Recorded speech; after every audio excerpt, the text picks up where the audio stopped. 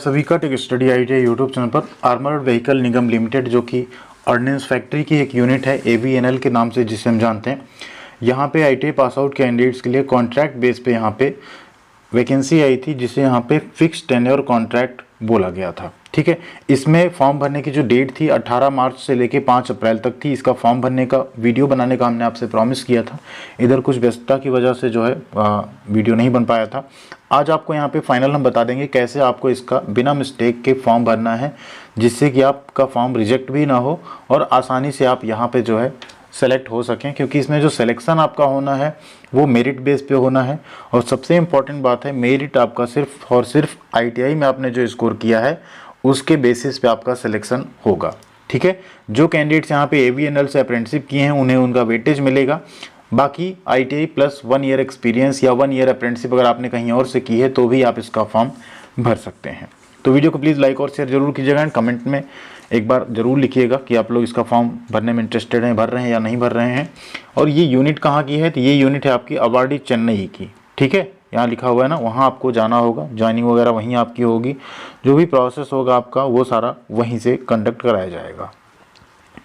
अब यहाँ अगर भर्ती की बात करें तो इसमें आप देखेंगे जो आईटीआई की पोस्ट है वो आपको यहाँ से दिखेगी। Junior technician contract fitter general कुल 58 सीट है, जूनियर टेक्नीशियन कॉन्ट्रैक्ट मशीनिस्ट कुल 11 सीट है और जूनियर टेक्नीशियन कॉन्ट्रैक्ट वेल्डर की 1 सीट है।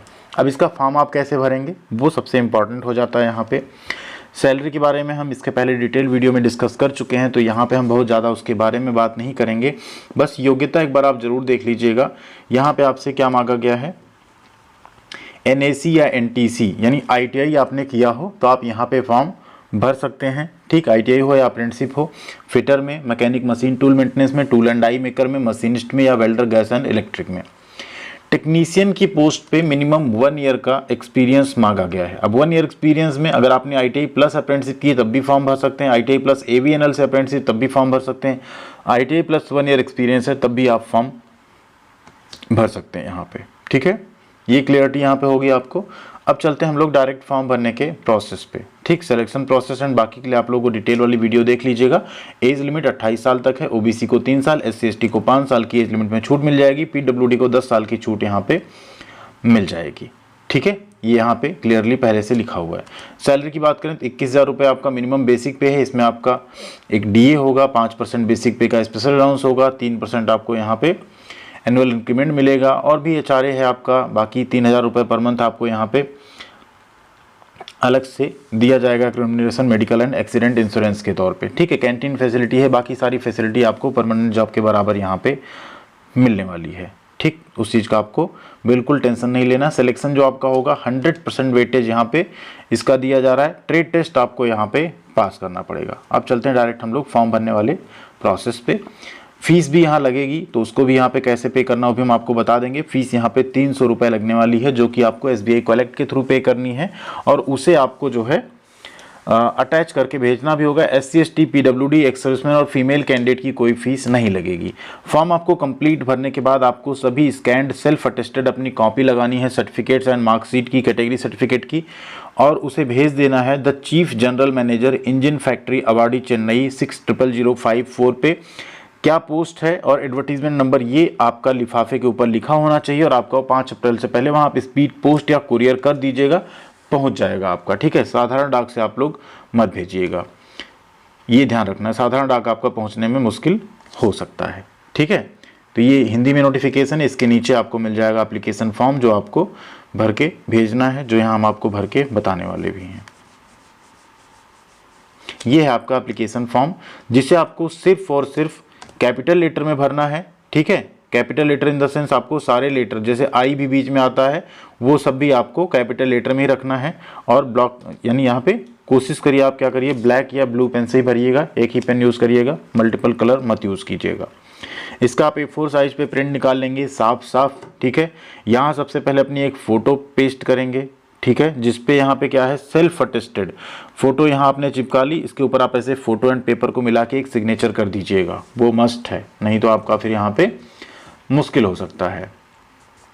इसके बाद नीचे आप आइए, पोस्ट अप्लाइड फॉर। अब मान लीजिए आप यहाँ पे टेक्नीशियन फिटर जनरल कर रहे हैं तो ये भी आप कैपिटल में लिखेंगे। ठीक है, कैपिटल लेटर में लिखेंगे बिना किसी स्पेलिंग मिस्टेक के, टेक्नीशियन, वेल्डर, फिटर, मशीनिस्ट जो आप अप्लाई कर रहे हैं पोस्ट का नाम लिखेंगे।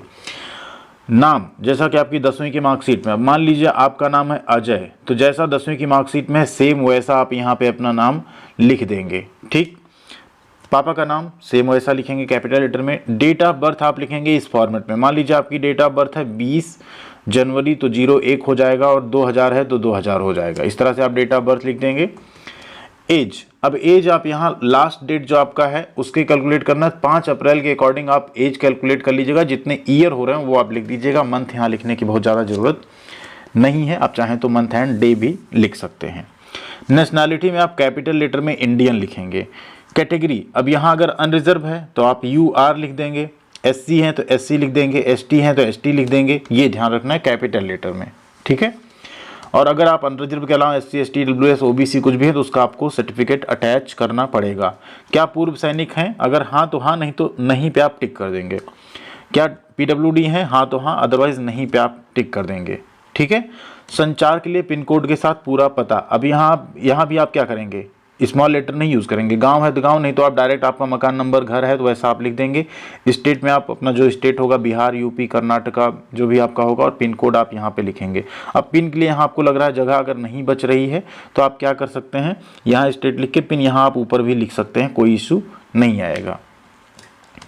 आधार नंबर 4 करके 12 डिजिट का आधार नंबर लिखेंगे। मोबाइल नंबर 2 लिखेंगे, एक अपना, एक और जो आपका चल रहा हो अल्टरनेट नंबर, घर का या अपना ही दे सकते हैं दूसरा number.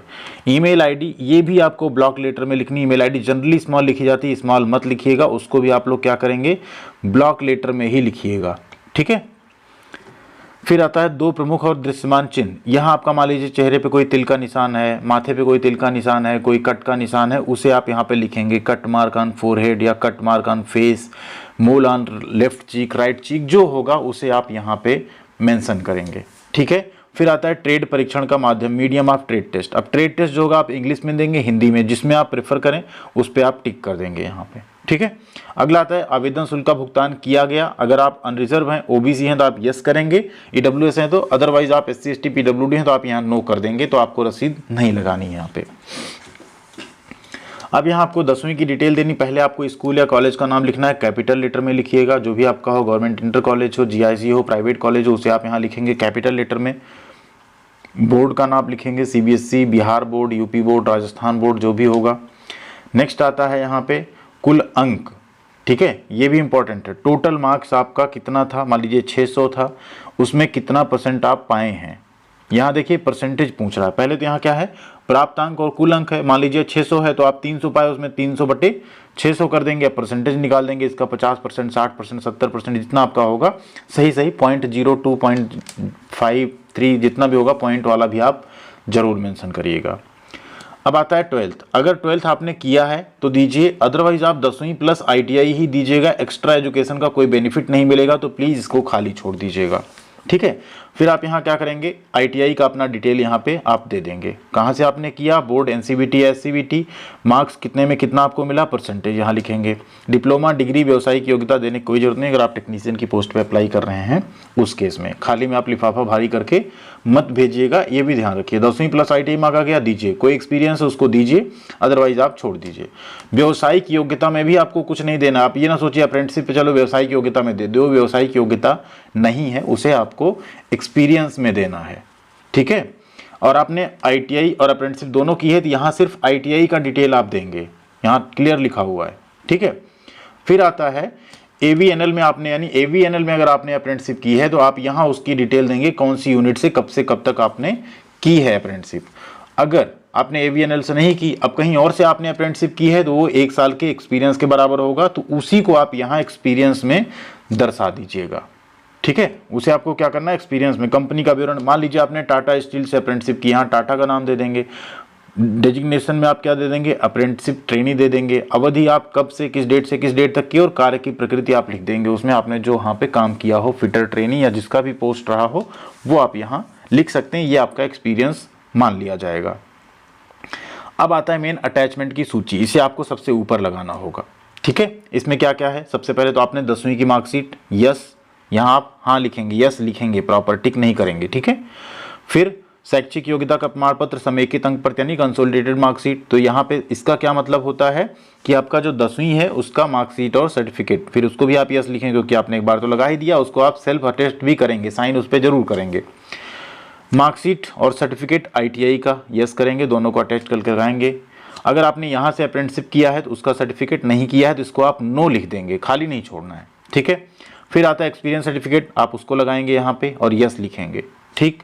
Category certificate SC ST OBC EWS हैं, यस लिखेंगे और उसको अटैच करेंगे। अनरिजर्व हैं तो आप नो लिख देंगे यहाँ पे। एक्स सर्विसमैन है, यस या नो। PWD हैं, यस या नो आपको लिखना है। क्या उपरोक्त दस्तावेज स्वयं प्रमाणित हैं, आपने उसको सिर्फ अपनी खुद की साइन की है, यस लिखिएगा, सब पे साइन रहना चाहिए। फोटो की 2 प्रतियां, एक तो आपने आवेदन पे चिपका दी, एक अतिरिक्त फोटो जिसके पीछे आप यहाँ पे डेट ऑफ बर्थ और नाम लिखेंगे अपना, उसे आपने अटैच किया फॉर्म के साथ या नहीं, उसको भी आप यहाँ पे यस लिखेंगे। SBI कलेक्ट के माध्यम से शुल्क की रसीद आपने लगाई है नहीं, जनरल हैं, EWS हैं, OBC हैं तो लगानी पड़ेगी, यस करेंगे। SC ST PWD हैं, फीमेल हैं तो नो कर देंगे। घोषणा है, यहाँ आप अपना नाम हिंदी इंग्लिश किसी में भी लिख सकते हैं, यहाँ पे हिंदी में लिखना है, सॉरी यहाँ इंग्लिश में लिखना है। और नीचे आप आएंगे तो यहाँ पे आपको अपना कैंडिडेट सिग्नेचर करना है, सिर्फ इंग्लिश में रनिंग हैंड में करेंगे सिग्नेचर, कैपिटल लेटर में नहीं। और वही सिग्नेचर आपका सब जगह फोटो और डॉक्यूमेंट पे भी होना चाहिए, ठीक है। और डेट एंड प्लेस आपको यहाँ पे लिख देना है। अब इतना कर लेने के बाद अगला स्टेप क्या होगा आपका, अगला स्टेप है इसके साथ आप ये जो डॉक्यूमेंट्स यहाँ लिखे हैं इनको अटैच करिए सीक्वेंस में, ठीक है। और सीक्वेंस में अटैच करने के बाद आप क्या करेंगे, जैसे ये फॉर्म हो गया आपका 2 पेज का, चेकलिस्ट पहले नहीं लग पाएगी, 2 पेज का सबसे पहले तो फॉर्म हो गया आपका। सबसे ऊपर आप फोटो अटैच कर दीजिए क्योंकि ऊपर रहेगी छोटी सी साइड में। उसके बाद आप 10वीं की मार्कशीट और सर्टिफिकेट लगाइए, फिर ITI की मार्कशीट सर्टिफिकेट लगाइए, फिर अप्रेंटिसशिप का या एक्सपीरियंस सर्टिफिकेट लगाइए, फिर कैटेगरी सर्टिफिकेट लगाइए। फिर आपका अगर इन सब में कुछ है तो ठीक है, नहीं तो आप यहाँ जो है SBI कलेक्ट का आप यहाँ पे जो फीस पे किया आपने उसको लगा दीजिए। और आपका यहाँ पे फॉर्म कंप्लीट हो चुका है। इसको आप सबको एक बार फोल्ड करना है, एक इन्वेलप में रखना है। इन्वेलप में रखने के बाद जो एड्रेस दिया गया, जो ऊपर हमने आपको एड्रेस बताया भी, उस एड्रेस पे आपको 5 अप्रैल के पहले पहुंचाना है। तो आप उसको जल्दी से जल्दी अगर कुरियर या स्पीड पोस्ट के माध्यम से भेज देंगे तो बेहतर होगा, अदरवाइज़ आपका फॉर्म पहुँचने में दिक्कत हो सकती है क्योंकि समय कम है, बीच में छुट्टियाँ भी पड़ती हैं। तो आप लोगों को जो भी यहाँ पे इंटरेस्टेड हैं उन्हें यहाँ पे जल्दी जल्दी अपना फॉर्म पहुँचाना होगा, ठीक है। अब बात कर लेते हैं फीस आप कैसे पे करेंगे, वो भी काफ़ी इंपॉर्टेंट है। जो कैंडिडेट्स यहाँ पे फीस अगर पे करना है उनको, तो बिना फीस रसीद के आप अगर फॉर्म भेज देते हैं तो आपका फॉर्म वैसे भी रिजेक्ट हो जाएगा, ठीक है। एड्रेस लिफाफे पे कैसे लिखना है, मान लीजिए एक एनवेलप यहाँ पे अगर हम बनाते हैं आपका, ये मान लीजिए आपका एक एनवेलप हो गया, ठीक है, यहाँ से ओपन है। इसमें आप जब डाल देंगे और इसको यहाँ पे आप चिपका देंगे, ठीक, उल्टी साइड चिपका देंगे, तो यहाँ पे 2 लिख के वो एड्रेस होगा जहाँ जाना है, और यहाँ पे फ्रॉम लिखेंगे आप लेफ्ट साइड में अपने, यहाँ अपना नाम लिखेंगे मोबाइल नंबर के साथ, और आप स्पीड पोस्ट इसको कर देंगे। अब फ़ी कैसे पे करना है, चलिए उस पर चलते हैं। फ़ी पर पे करने के लिए आपको यहाँ पे SBI कलेक्ट, जैसे आप आएंगे ये आपके सामने ओपन हो जाएगा। जस्ट आपको दिखा देना, आप पहुंच जाएंगे उस पेज पे आसानी से। अब आपके सामने जैसे SBI कलेक्ट ओपन होगा, यहाँ पे देखिए इस तरह से आपके सामने आ जाएगा।